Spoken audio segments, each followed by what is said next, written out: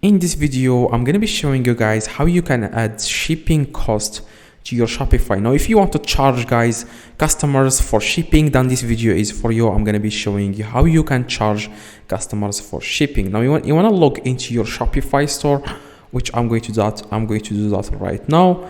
Now, the first thing you need to do guys is, let me show you guys what I am talking about. Now, as you can see guys, I'm going to go to my online store.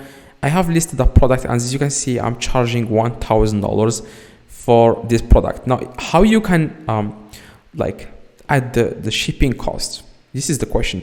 Now, it's very easy and simple. You want to just scroll, you want to click on settings at the very bottom left. You want to click on shipping and delivery. You want to click on manage. As you can see, next to general shipping rates, you want to click on manage.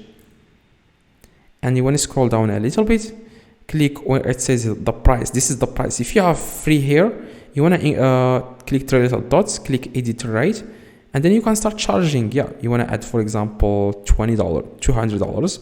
Click done and scroll down a little bit. If you are shipping internationally, then you have to do the same thing. If you don't ship internationally, you will not find this below your country. Okay. You want to click three little dots again, click edit rate. You want to then change the price. You want to add, for example, $300, for example. This is just an example. After you finish, you want to click save in the top right. And that's it. That's exactly, guys, how you can add shipping cost to Shopify. If this video helped you, please drop a like and make sure you watch the video on the screen to learn more. If you want to ship internationally, make sure you watch the video in the screen. I'm going to explain to you guys how you can ship internationally on Shopify. See you guys next video.